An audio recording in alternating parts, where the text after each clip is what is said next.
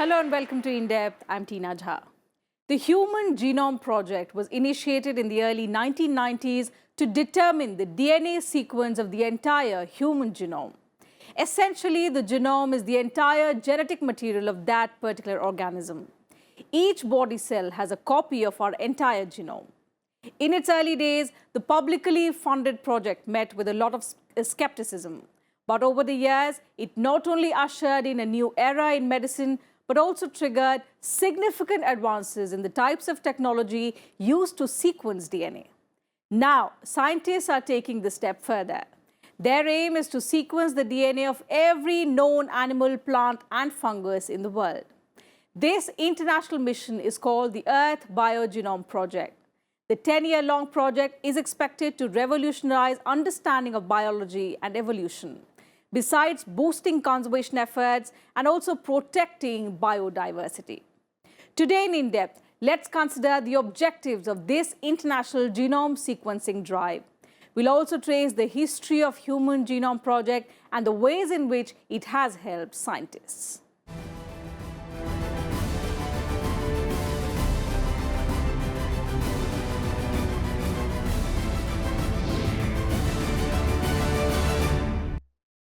The Earth BioGenome Project was launched in London on the 1st of November. As many as 17 organizations from across the globe are taking part in the decade-long project that aims to address some of the most critical challenges facing scientists. Let's take a look at how it will help achieve a greater understanding of Earth's biodiversity.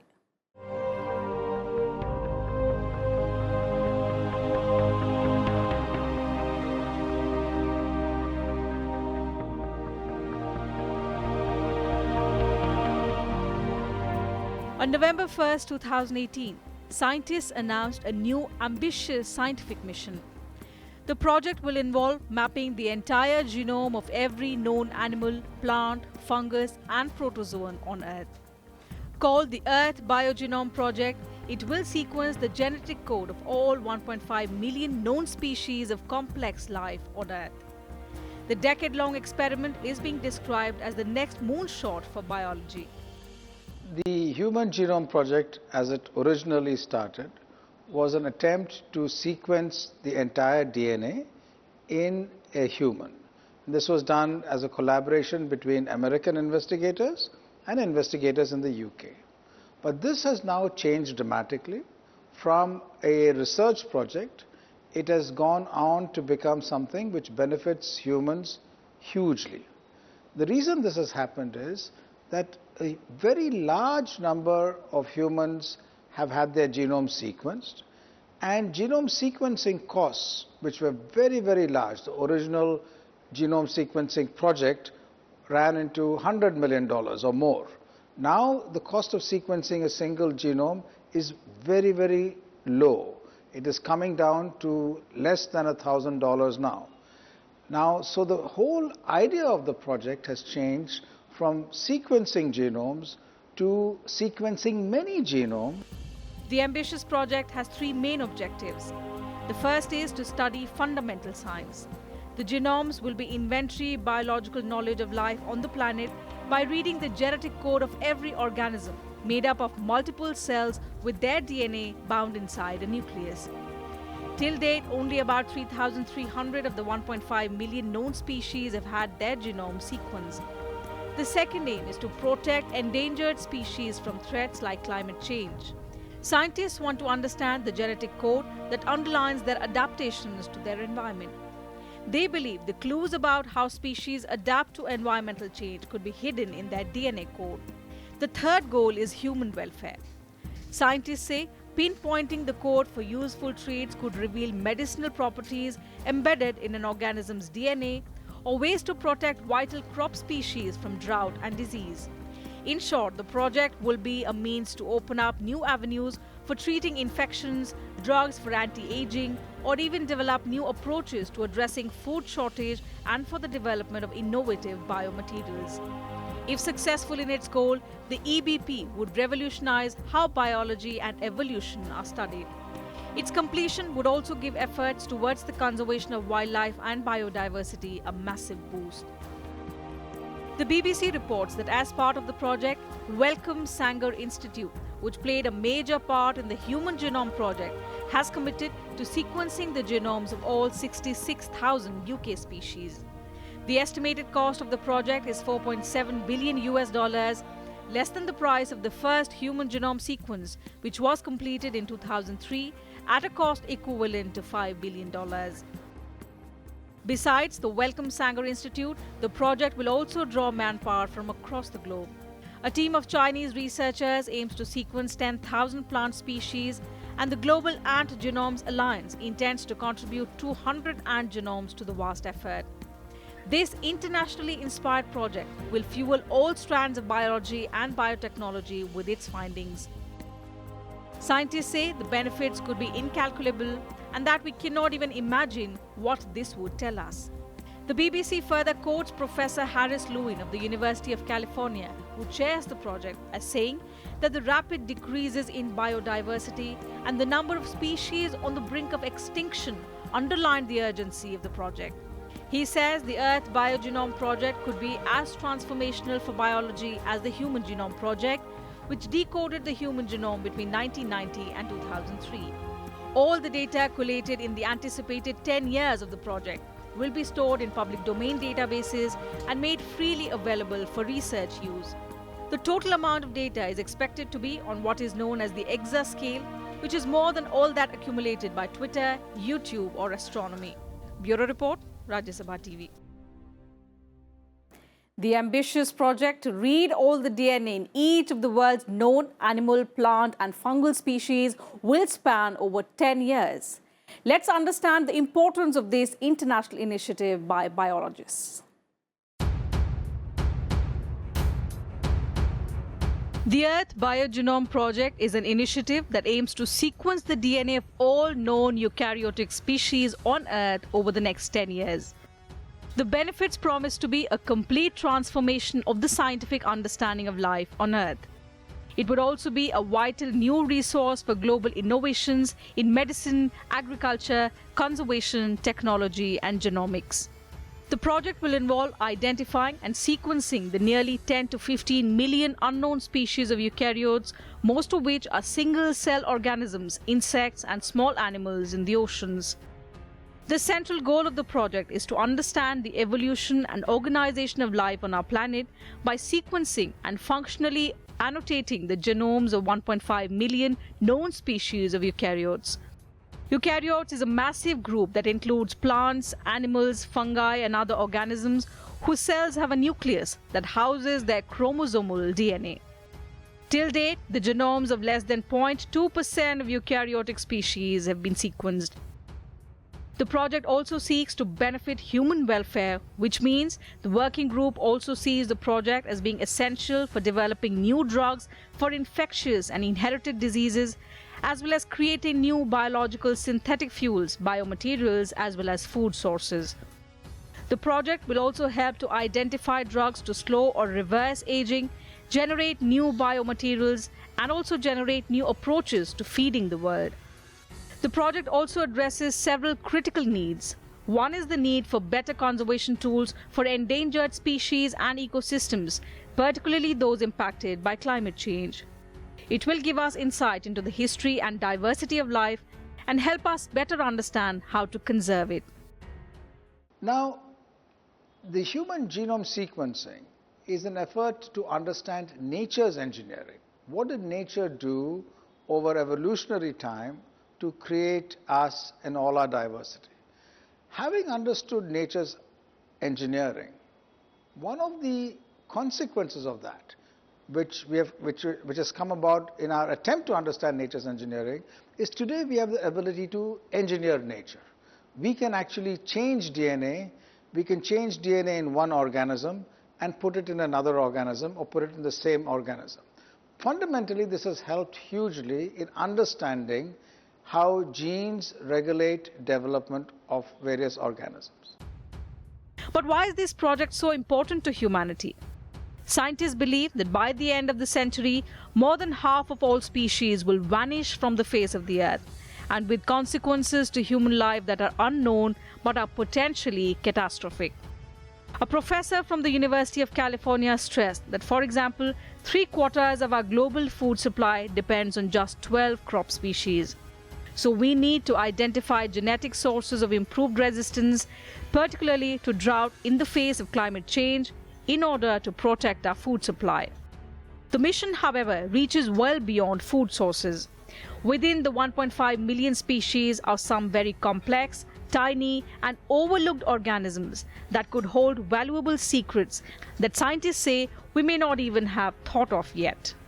To help achieve its vision, the Earth BioGenome Project is developing an array of global partnerships and strategies. The organizational structure of the project will consist of a global network of communities, each community contributing to the project and following the project's protocols and standards. The Earth BioGenome Project also plans to capitalize on the citizen scientist movement to collect specimens. The project will likely enable the development of new technologies such as portable genetic sequencers and instrumented drones that can go out, identify samples in the field and bring those samples back to the laboratory. Bureau Report, Rajya Sabha TV. Time for a short break on the program. We'll be right back. Do stay with us.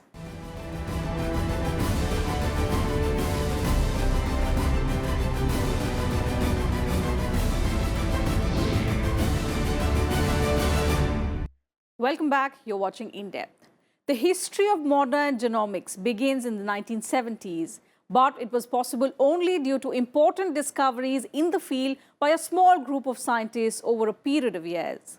The DNA was first isolated in 1869, but it took almost 100 years for the first genomes to be sequenced.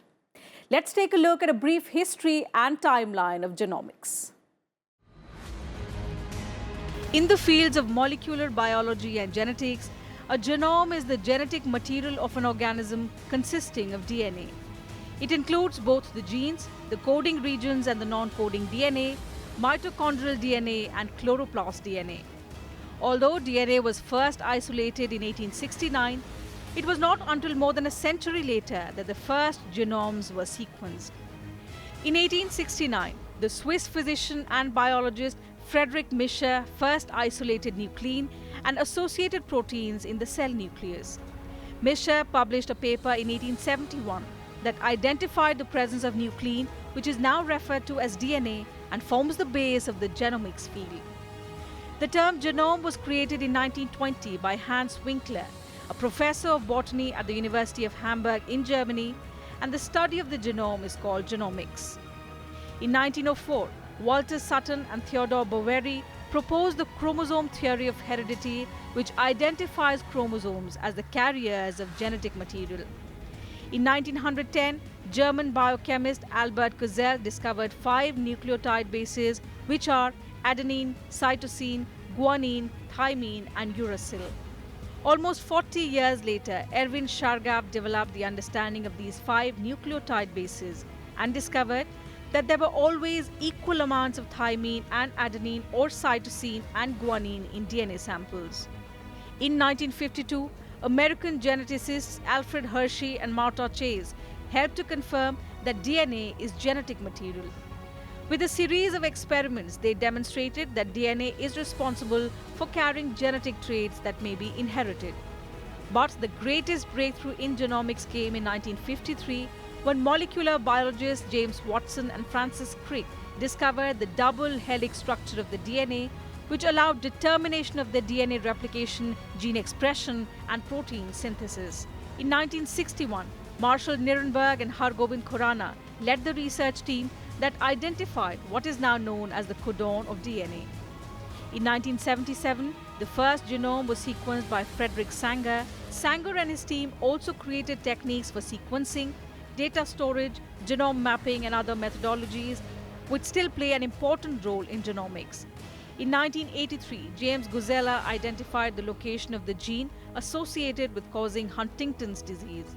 In the same year, Dr. Kerry Mullis developed a technique used to amplify DNA known as the polymerase chain reaction. In 1985, Alec Jeffreys developed a method to profile DNA by counting the number of repeating DNA sequences at specific regions of the genome. In 1992, techniques for testing embryos in the womb for genetic diseases were developed.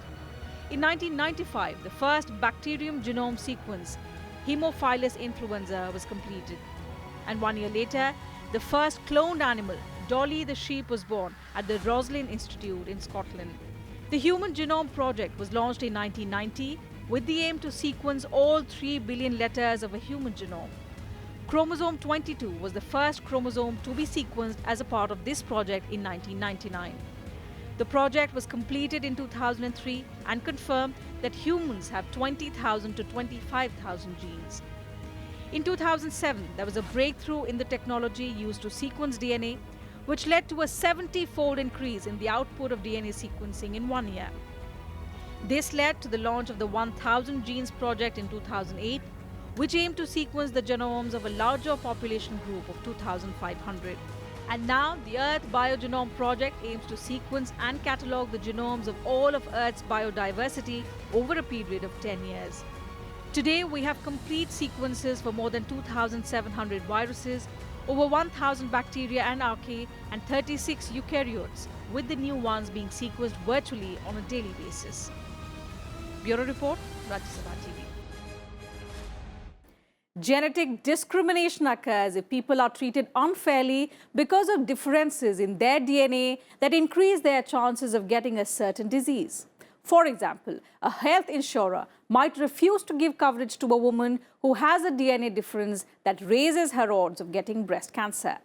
Employers also could use DNA information to decide whether to hire or fire workers.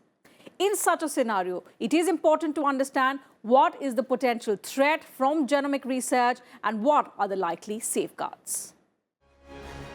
Each person's DNA sequence includes information about health and other aspects about them and their families. Technological advances mean that it is now cheaper and easier than ever to sequence and interpret genomic information. Whether genomic information is being used for research, clinical or other uses, it is important to ensure how best to respect an individual's privacy. We need to carefully study the many ethical, legal and social issues raised by this research. Such study is crucial to being able to use genomic research to help patients and to preventing misuse of new genetic technologies and information. Ethical, legal and social issues raised by genomic research includes possible discrimination by employers or health insurers, the need for ethical standards for work with human research subjects or tissues, consideration of social, cultural and religious perspectives on genetics and health. Controversial issues such as cloning, stem cell research and eugenics also need to be carefully studied. Since the beginning of the Human Genome Project, the National Human Genome Research Institute, which is a part of the National Institutes of Health, has understood the need to address these issues as a part of advancing the science of genomic research. When conducting genomics research, two essential values of science research need to be balanced: the need to share data broadly to maximize its utility for ongoing scientific exploration and the need to protect research participants' privacy. Achieving the right balance is particularly challenging for genomic data since each person's DNA sequence is unique, with the exception of identical twins, and a DNA sample therefore can never be made truly anonymized. Given the need to consider participant privacy, it is important to minimize the possibility that any research participants are identified. A study published in 2013 showed that it is possible to re-identify research participants using genomic data from a database alongside genealogical databases and public records. The NIH in US controls access to sensitive or potentially identifiable information held in these databases to ensure that the privacy of the research participants is respected. In addition, NIH issues certificates of confidentiality to enable NIH-funded researchers to limit access to research participants' information held at guarantee institutions. US federal laws like the Common Rule and the Health Insurance Portability and Accountability Act aims to strike that delicate balance. Any discovery potentially can be used well or misused well, whether it is a the wheel or fire or hydrochloric acid, all of these have phenomenal uses and potential misuse. For DNA in particular, there are regulatory bodies over the last several decades which regulate how you can change DNA and what you can do and what you cannot do and where you can do and where you cannot do. So there's a lot of regulatory systems in place in our country and all over the world about what you can do, and most of what you can do in a flexible manner are within the confines of a laboratory. When you want to modify DNA and introduce it to the environment, then there are much more stringent rules and regulation. When you want to test it in the environment, they're stringent. When you want to put it out, they're even more stringent. And when you want to commercialize it, they're even more stringent. There are no protections against genetic discrimination by long-term care, disability and life insurance providers. To maximize the health benefits of genetic testing, laws need to ensure that patients can undergo such testing without financial or other penalties. The 2008 Genetic Information Non-Discrimination Act in the US prohibits discrimination based on genetic information by health insurance companies and employers, but do not prevent insurance companies from withholding coverage from patients who have already been diagnosed with a genetic disease such as congenital heart disease. Provisions in the Affordable Care Act 2014 requires group health plans and issuers of health insurance to provide coverage for all people who request it, regardless of their genetic profile and health status. The law was needed to help ease concerns about discrimination that might keep some people from getting genetic tests that could benefit their health. The law also enables people to take part in the research studies without fear that their DNA information might be used against them in health insurance or the workplace. The sequencing of the human genome is a great promise for human health, but at the same time holds great potential for stigmatization and discrimination. Bureau Report, Rajya Sabha TV.